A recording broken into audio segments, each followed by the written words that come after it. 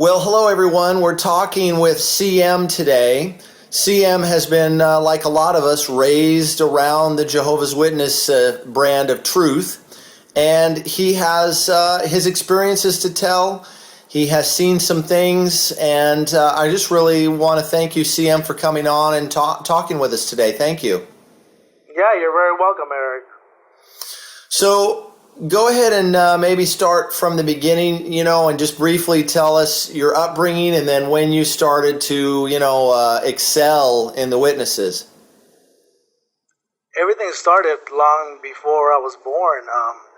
My dad's stepdad was actually a brother who said that he was of the anointed class, and he actually introduced my dad to the truth, or what we thought was the truth, and from there on, my parents have been witnesses for 35 years, if not more.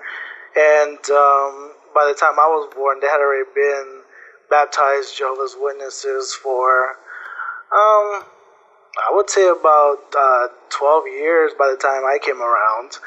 And, I was raised just like any other Jehovah's Witness, growing up and wanting to raise my hand and give comments, and everybody really pushed me to get baptized. I actually got baptized at the age of 11. I mean, everybody else was doing it, and I had a lot of other of the friends in the congregation really, I wouldn't say pushing me, but encouraging me. At least that's the way I saw it, to dedicate my life to God. And of course, at the age of 11, I was like, by now I'm old enough. I have committed all the sins that I've ever wanted to commit, and I'm just going to dedicate my life to God. And so I got baptized, and after that, I actually, as people get older, they start noticing things a lot more. And I saw a lot of things growing up, especially because my dad was an elder. I mean, I've seen all kinds of things happen. I've seen an elder sleep with another elder's wife. I've seen an elder who was a homosexual. I've seen all kinds of terrible things happen. I mean, even within the people that I grew up with, being two-faced and being interviewed as exemplary youth at the local assemblies or district conventions and things like that. And all that stuff, really, by the time I graduated high school, I actually became inactive for quite some time. And I really lived my life how I saw fit. I mean, I celebrated birthdays and everything, but in the back of my mind, I always thought, man, even though in my mind, I thought it was wrong, God must think that I'm doing something wrong, but, I just want to fit in, I just want to have fun. Eventually, after my 22nd birthday, I decided to come back, and there was a lot of things that my mother got sick. She had 2 strokes, and, I decided to go back to the meetings, and I actually, it wasn't even my purpose or my goal to reach any kind of privileges, and I truly dedicated my life to God, and I actually became a ministerial servant within months of me coming back to the congregation. And I even conducted I even took out the service group at the Kingdom Hall. There wasn't much help in our Spanish congregation in the area that we lived at.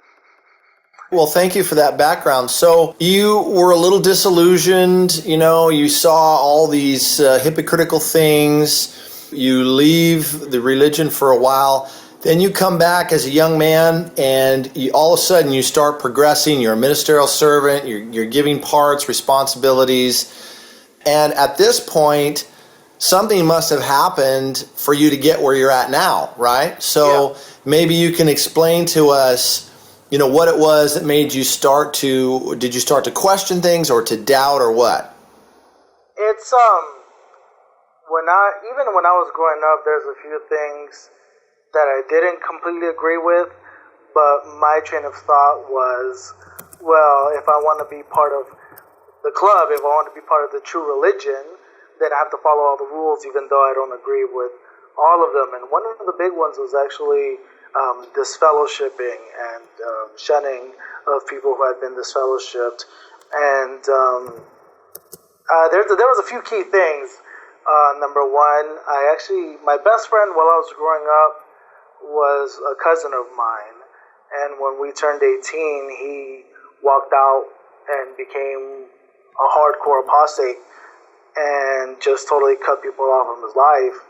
And there was times where he would, text me, email me things. And, of course, me being a good JW, I was like, well, man, I really don't want to talk to you about that stuff.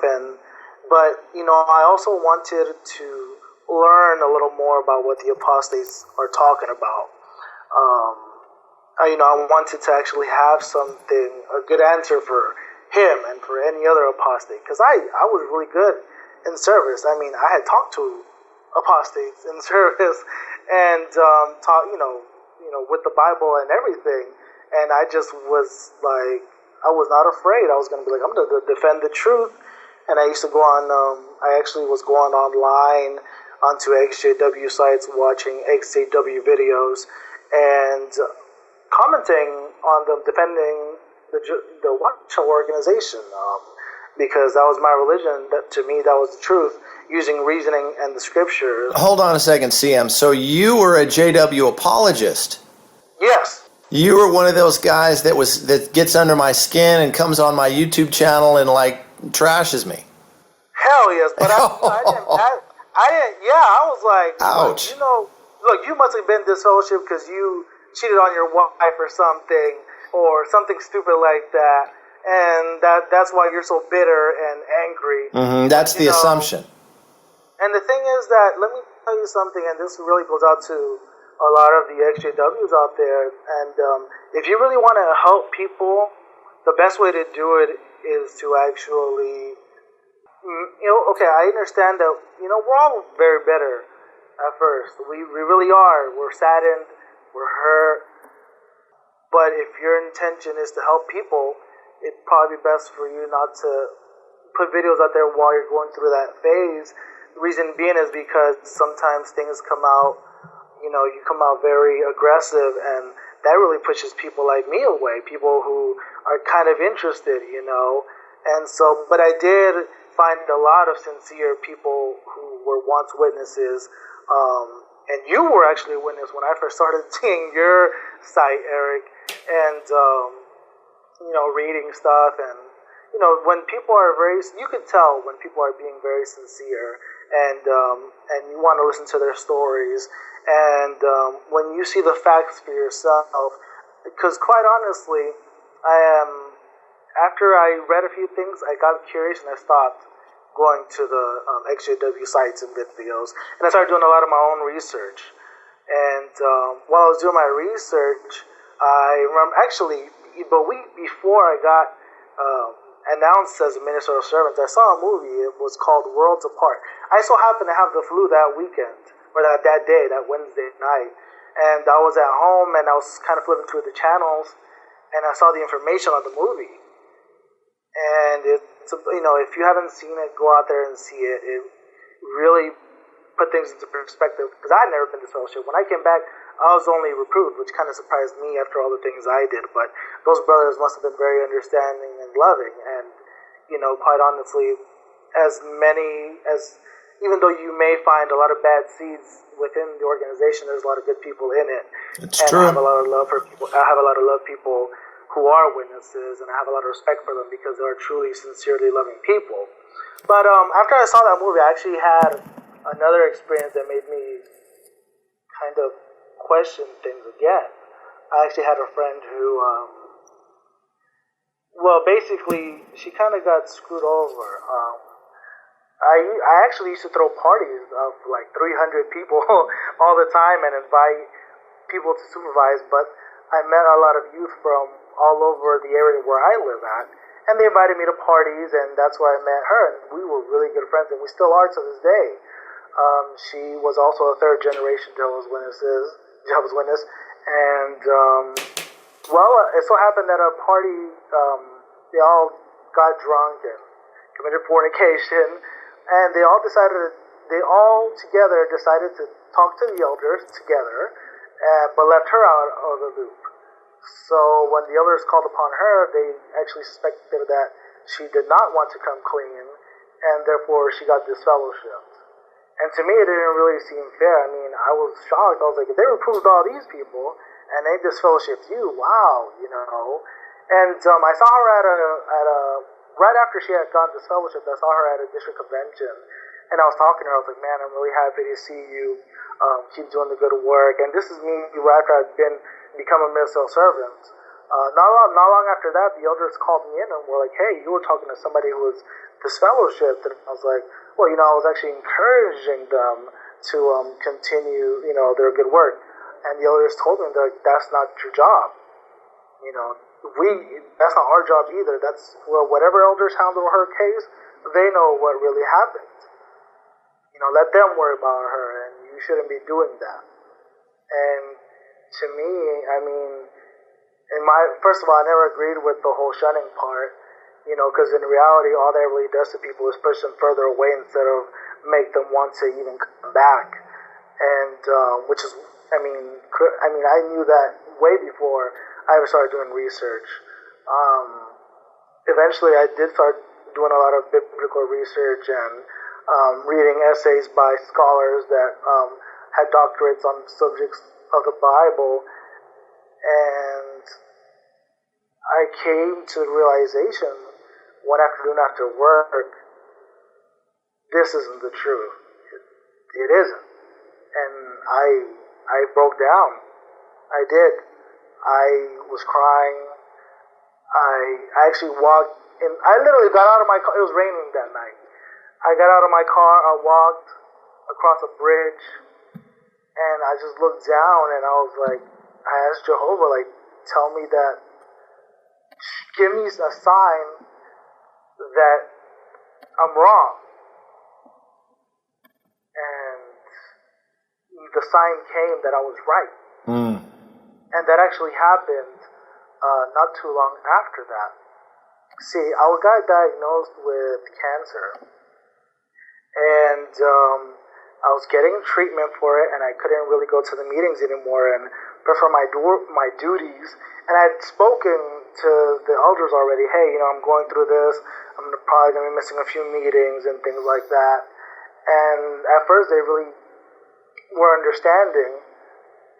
And yet, look, check this out. I already knew the truth about the truth, and I still was wanting to be at the meetings and everything, because I was a ministerial servant, and I actually have my girlfriend, she's actually still a Jehovah's Witness, and so I mean, she had no idea what I was investigating, what I was going through. My parents had no idea either, so I just wanted to keep faith. It came to a point where the elders called me in, and I was really upset because they had called me in playing. Let me trace back a little bit. After I became a ministerial servant, I was getting called in left and right by the elders, by people who were pointing fingers at me. I was like, why didn't you do this before? You know, I wasn't getting called in back when I was inactive, when people saw me drunk on the street and everything, you know. Why call me in now that I'm a ministerial servant over little things? Anyways, so I got called in, and they basically told me, it's either we're going to delete you, or you just give up the privileges as a ministerial servant. And to me, my jaw dropped, and an elder who I really had a lot of love for, he's like, do you agree with our decision?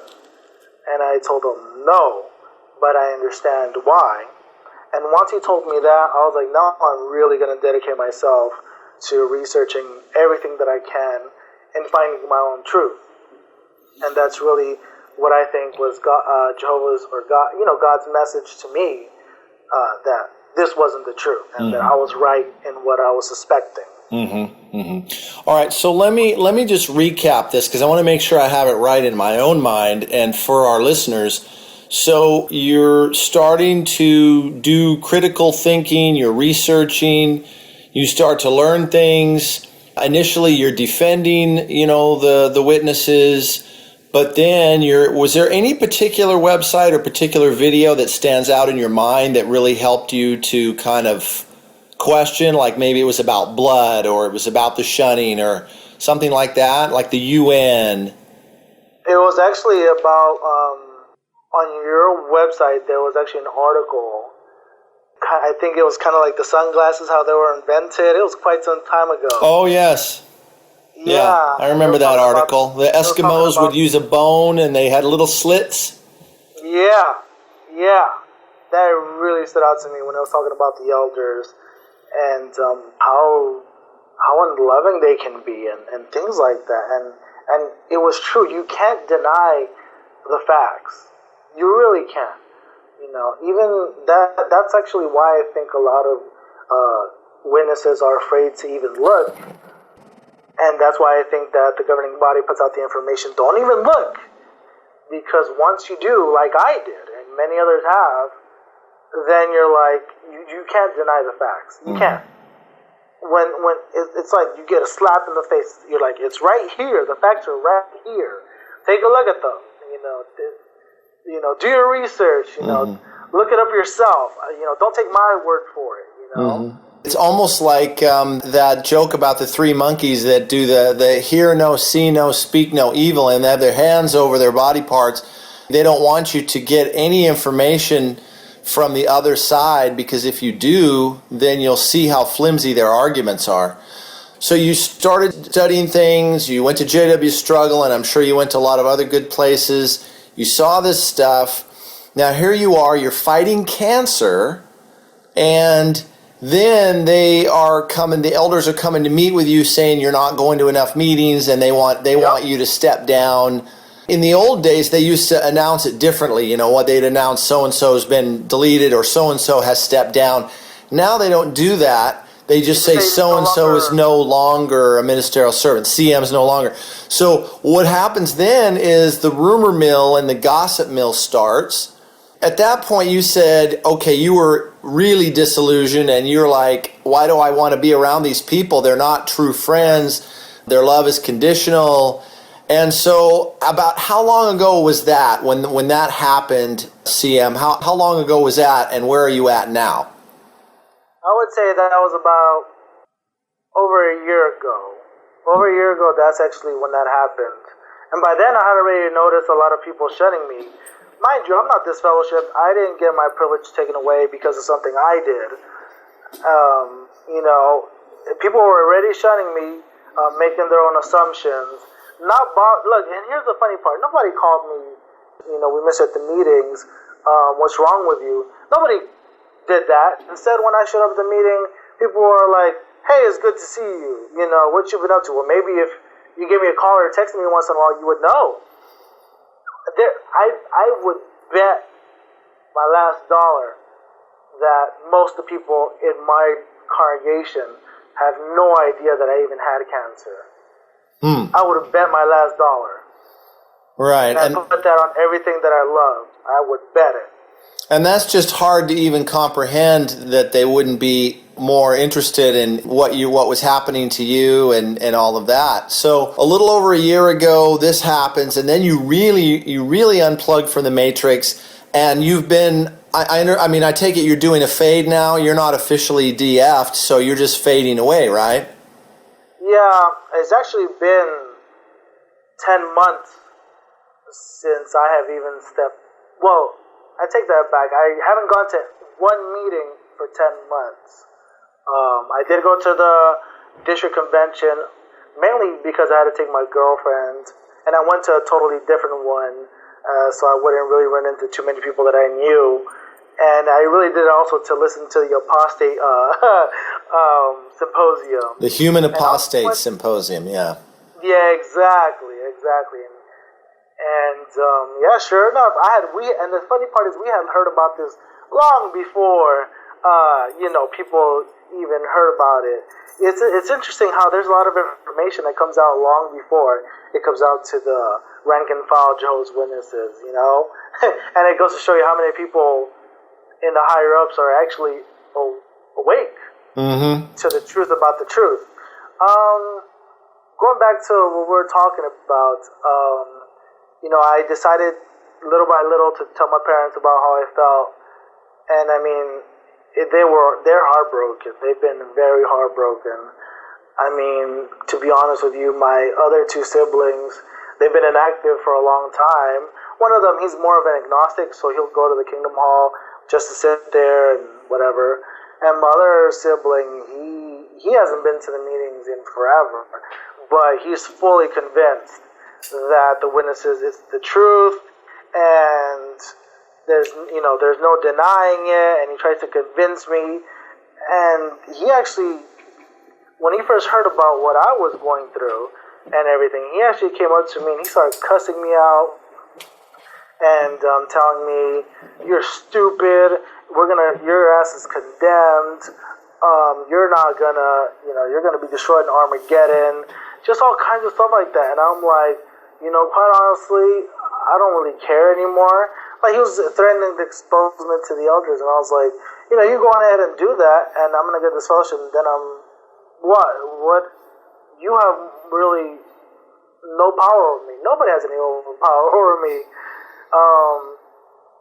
However, luckily, my parents, after some time, I've done a lot of my best to prove to them, hey, I'm no longer going to the meetings, but I'm still the same guy, I come around the house, I help them out with whatever they need, try to be a good son, and I think that's really helped them also somewhat accept, even though they have a lot of hopes of me coming back. I did write an article which you published on your website, and after a few months of that, I actually decided to show it to my girlfriend, and she was just wow, it's been very hard for her to accept that, and it's a miracle that we're still even together. But we've been dating for almost going on 4 years now, and we're kind of somewhat stuck. Everything's perfect except for the one thing, and that one thing is that I don't share the same beliefs as her. And it's been really hard for her to accept. She's like, "Why can't you just go to the meetings and pretend?" And I tell her, no, it's hard. It's really difficult for someone like me to go to the Kingdom Hall or wherever and pretend. Number one, I don't like, I really don't like half the witnesses I know. And number two is... Sorry, that's very funny. Can I interject one thing? Yeah. What you're talking about resonates with me, and I'm sure it's going to, have that effect with a lot of our listeners, is that you're seeing hypocrisy. People don't like hypocrites, so why do you want to show up in a shirt and a tie and pretend to be part of the club and become a hypocrite yourself? Exactly. You have self-respect and you have integrity. And it's just like with your parents, they were hurt, but yet they saw you continuing to be a good son. You're there, you're helping them. They called Jesus all sorts of names. In fact, they called him the Hebrew equivalent of an apostate. Jesus said, wisdom is proved righteous by its works. Just watch my works and just see whether I'm a bad man, whether I'm an evil person or not. People are observing you, and the one thing I can say is I'm proud of your family members and your girlfriend for not running and tattling straight to the elders and informing on you. They haven't done that. It's pretty evident they probably won't do that, and they're at least they're giving you that respect, and I hats off to them for that. Thank you. Yeah, I also that's also helped me in my journey. Back to what I was saying, like we were saying, it's very difficult for people like me and you to go back to the meetings because we already don't like half the people there. We've had a lot of run-ins, seen a lot of two-faced people, hypocrisy. It's funny how there's people who committed more serious, in quotation, sins than me, and yet judge me for much smaller infractions, and point your fingers at other people. And I'm like, wow, you have the nerve to. Anyways, I could write volumes of the things that I've seen, and I think that a lot of people could relate to a lot of my experiences, and we all probably have almost the exact same experiences. But the number two thing is this. I also no longer believe in most of the stuff that I hear coming from the platform. People, because it's difficult. And I actually had gone to a few meetings even after having my privilege taken away, and it was hard for me to sit there and listen to people the elders who I didn't like, teach false things up there. I mean, I literally had panic attacks. I had anxiety. I had to walk out of the Kingdom Hall. It's not Sometimes uncommon. I had to go sit in my car. Not uncommon. There you go. Yeah. And it was so difficult for me to sit there. And, number one, I don't like them. And number two, you're teaching lies. So, and here's the thing, too.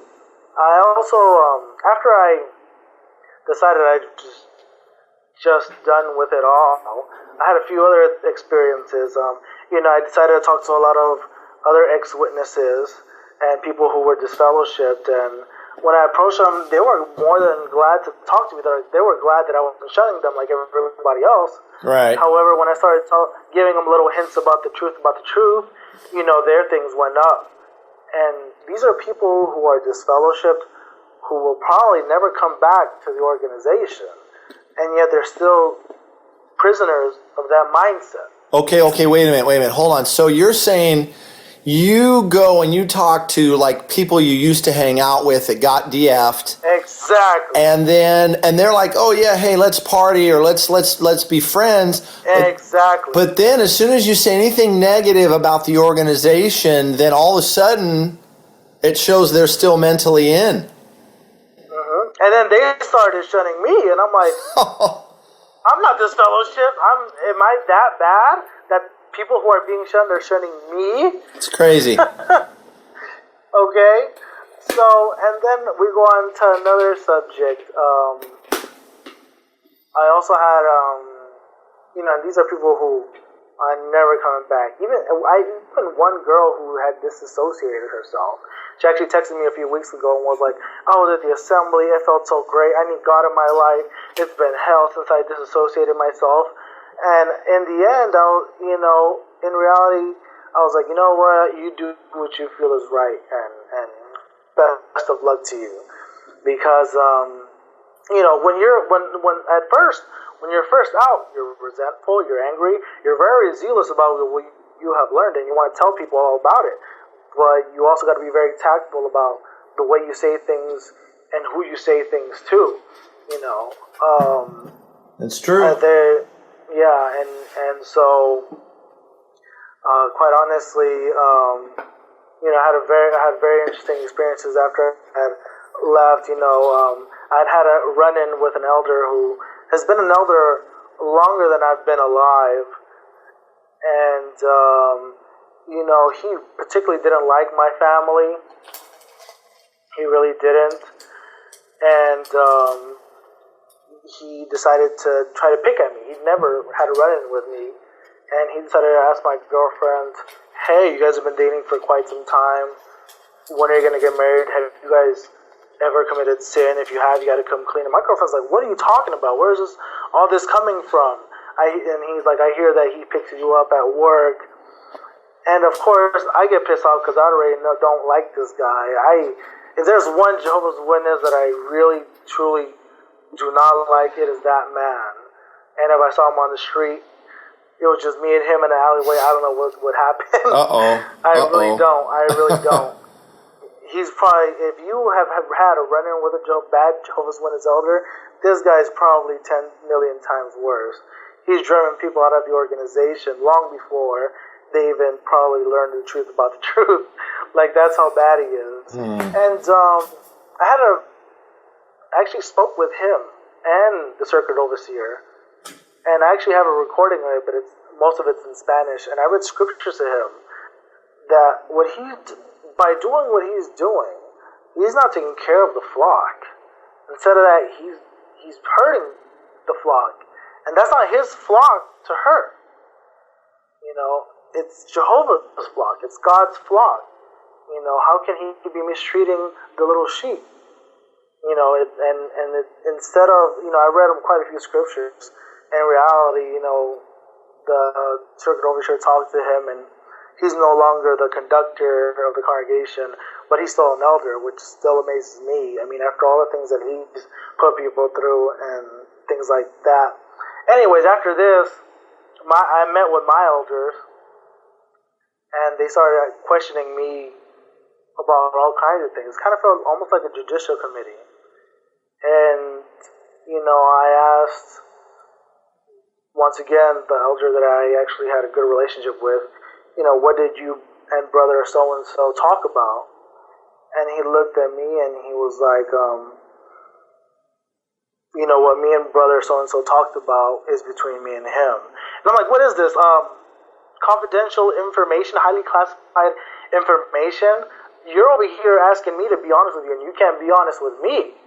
And at that very moment, I decided I'm not ever stepping foot inside of one of these places again. I don't blame you. I'm just done. I'm done. And the thing is that he was like, how are we not going to believe the rumors if you're not over here coming to the meetings? So to me, it really seemed like it's more important to keep appearances than what is truly in your heart. Oh, so you hit on a big one there, my friend. Jehovah's Witnesses, it's all about appearances. It's all about looking good, showing up on Saturday for Field Serve Us, going to clean the Kingdom Hall, all that stuff. It's all about status and appearance. And even Ray France talked about that in his books, Crisis of Conscience and In Search of Christian Freedom. And so here, once again, for the 1000th time, you're confirming what we have figured out, and that's part of TTATT right there. And I really appreciate you bringing that up. That's true. I literally can bring you the recording, and you could listen to the elders say those two things in that short meeting of 20 minutes that we had. Mm-hmm. I literally have the recording, and it's in Spanish, but people, it's true. I mean, it's sad to say, appearances count more than what's truly in your heart. When in reality, it's what's in your heart that counts for God, at least in my opinion, than it is for. Than it is what is on the outside, Mm-hmm. It doesn't matter if I'm ugly, as long as I love God, I'm still beautiful to God, And it's quite interesting, after that meeting, I really decided that I truly was done, and quite honestly, ever since then, I felt great. I've made a lot of non-witnesses friends, who are very understanding, who I can be absolutely myself with, and honest with. And I actually consider them better association than the witnesses that I had as my friends when I was active, because the first time that I smoked pot and got drunk was with witnesses. You know how they tell you, oh yeah, the kids at school will try to peer pressure you. No, other witnesses that were peer pressuring me. Mm-hmm. I got a lot, and the thing is that, we all go through a big journey after leaving the organization, whether it be literally or emotionally or whatever. And some people, they do decide to continue being witnesses even though they know it's not the truth.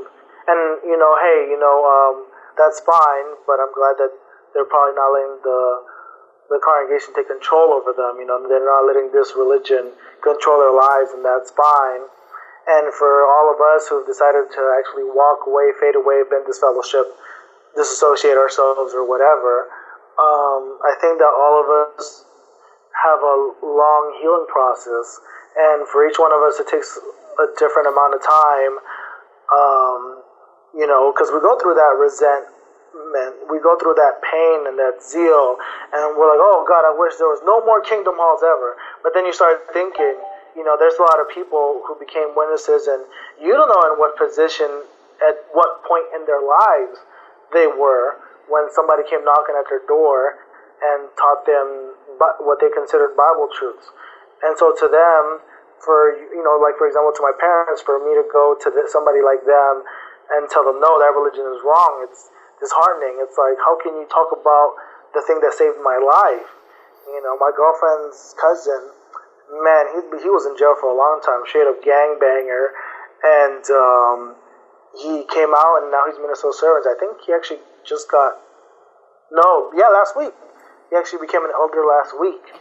And how can you go up to somebody like him, who had been stabbed and shot at many times, and tell them, hey, your religion is wrong? I kind of feel, it kind of does feel kind of wrong to go up to them and tell them something like that, because of course they're going to reject you, and then you're going to hurt their feelings.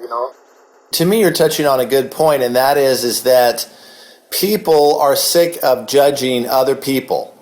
You don't want to judge their religion the same way you don't want them to judge your religious beliefs or decision to not have a religion, whatever. I think that also, as a younger person, you're in your mid-20s, is that about right? Yes, I'm 26. Okay, so here you are, you're in your mid-20s, and I'm getting some interesting viewpoints from you that I might not get from an interview of somebody that's just getting out of the witnesses and they're 50 or they're 45 or whatever. Because what's happening is you're seeing young witnesses, your circle of friends, they are Jehovah's Witnesses in name only. They want to fit in. They want that status and that appearance, but yet they want to be teenagers and 20-something people going out and having fun. And most of them, it's sounding like, at least in your neck of the woods, we're going out and doing most of those things that average or normal young people do. They just have to keep they have to keep it on the down low. And ultimately, what I think is going to happen is really, in a way, this is a good thing, because here you have these young witnesses. They're almost like yuppie witnesses, and they want to fit in with society. With the world, They don't want to judge. They don't want to be known as a hater. They don't want to be known as a homophobe that thinks gay people are evil, that thinks this is evil and that is evil. So they try to fit in, but they're also, it's like a whole new wave of weak, worldly witnesses are coming up. Yes. I have a friend who I actually have known him forever, longer than I even knew my cousin. And he's actually a lot like that. He recently got married. He's a ministerial servant giving public talks. Heck, he invited me a month ago to one of his public talks. And he's a lot like that too. He DJ'd at clubs that a lot of the people in the area go to. And I live in a highly urbanized area, so we got really big, cool, awesome clubs. And he DJs at them, and he drinks at them, and yet he's still being a witness and all this other stuff, And which is fine, like you said, my belief is this: whether you want to be a witness or not, that's fine. I don't really care, because what I've learned is that it doesn't matter if me and you don't share the same beliefs. We could agree to disagree on certain points, but the main message from God is to show love, to be loving to other people. And if you don't have that, then honestly, you're not doing God's work, and you're not following what Jesus Christ taught all of us.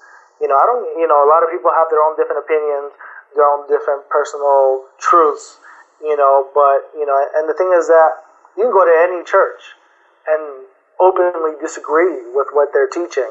Except for Jehovah's Witnesses. Exactly. Why can't you have that open dialogue with fellow witnesses without them turning you into the elders? And the thing is that, like you were saying, there's a lot of witnesses coming up. There's a new generation coming along who are thinking very differently, and hopefully this eventually changes some of the negative policies that we find in the organization. Hopefully it kind of changes things a little bit. Maybe I'm kind of thinking too far ahead. maybe it may be, hopefully it's in my lifetime when things change. And, more power to the people who want to be Jehovah's Witnesses. Like I said, I have a lot of love for Jehovah's Witnesses. I actually, when people are out there and spreading things that are lies, I actually defend the witnesses. I'm like, no, that's not true. It's not like that. Trust me, I used to be a Jehovah's Witness. But then again, you also can't tell people that they're wrong. Like when they talk about the Candace Conti case, which is literally right across the bridge from where I live at. But it hurts me the fact that it's going to come to the point where they're going to have to shun me because I'm no longer living as a witness. Right. Whether I get disfellowshipped or not. It's going to come to that point. They might be the most sincere, loving people and love me to death, but because they're being taught to not associate with people who are not active or good association, what they point out is good association or bad association, then they're going to just not talk to me or because I've had quite a few things, when I'm walking around the city where people who I've helped out, I've known, walk past me and pretend to not see me when I know that they've seen me. And I'm not disfellowship. And I'm not out there dressed up crazy. I'm not openly out there spreading apostate teachings or ideas or whatever they think. Yeah, you're not out there with this big, long goatee and looking all scary. I'm not. I have a good job. I take care of my family. I'm not out there getting drunk or smoking pot or anything like that. I'm not doing anything like that. My life when I was a witness was actually a lot more rowdy than it is now. I've really toned down a lot. Well, and I think that just comes with maturity too. You're maturing and you're outgrowing those spiritual baby food that they serve up at the Kingdom Hall. Yes. Like I said, if there's an active witness listening to this recording, I want to tell them that what they've taught you is wrong. We in the ex-Jehovah's Witness movement, we don't hate the witnesses. We may not like certain ones for personal reasons, but we don't generalize things. We actually have a lot of love for a lot of Jehovah's Witnesses, and we don't care if they choose to continue being witnesses or not. That's totally fine with us. Just don't let this religion harm you. Mm-hmm. Don't let this religion take control of your lives. It's harmed so many people, and it's unfortunately it's a very damaging cult. And go out there, do your own research. Don't take our word for it. Yeah. Don't take our word for it. Don't take our word for it. Go out there, do your own research, and you'll find out for yourself, just like I did. And in reality, if you're watching videos like this, if you're reading things, and I can say this from personal experience, you have doubts too. I mean, I was out there commenting on ex-Jehovah's Witnesses websites and videos without having openly accepted that I too had the same concerns and worries that a lot of these other witnesses had. I mean, and I'm talking about facts, There's a lot of crazy ideas out there that I'm not fully convinced of, but the things that I am convinced of, I know for a fact, and these are the things that actually made me finally walk away, on top of all the hypocrisy that I did see personally. Perhaps in your life as a witness you didn't see as much hypocrisy and bad things as I did, but on top of that, I also found out that the religion that I loved so much, that I belonged to for all my life, having the first time that I placed the Watchtower, I was 2.5 years old at a subway station, and my dad even till now says that was his proudest moment, and it hurts me to be breaking my family's heart and to be hurting them. But quite honestly, I feel more free, more open. Before I left the witnesses, I was drinking heavily. I was taking Zoloft. I was taking Effexor, which is medications that are for depression and things like that. And now that I'm out, I feel much closer to God. I actually pray to Him a lot more often, and read the Bible a lot more, and I'm not taking antidepressants. I'm not drinking heavily. I'm not doing anything like that. I feel great. I honestly do. And hey, like I said, if you decide to continue being a Jehovah's Witness, that's fine. But find your freedom, find your truth for yourself. Don't take people's word for it. Go do your own research. Wow, I couldn't have said it better myself. This has been a fantastic interview, and you've made it so easy. I've hardly had to talk at all. You just explained it all. So look, just to wrap things up for time and everything, I look forward to hearing an update from you. We may stay tuned to see what happens next with you, CM, and in your life. Keep us up to date with what you're doing and where you're at. Definitely want to send out some good vibrations towards your girlfriend and you, and hoping that you guys can reconcile that situation and find some kind of a balance, where you can coexist, and that would just be wonderful. Thanks again for talking to me, and I do appreciate it very much. Thank you, Eric, for all your help, and continue your good work. And this really goes out to a lot of the ex-Jehovah's Witness community out there who are dedicating their lives to helping out witnesses and ex-witnesses. I want to send out my love for all of them, and to encourage them to keep up their good work, that it's not in vain, and I'm proof of it. I'm out here, I'm living life, and I've found peace. I like it. Thanks for talking, and we'll chat again. All right, sure thing. The order is rapidly fading, for the time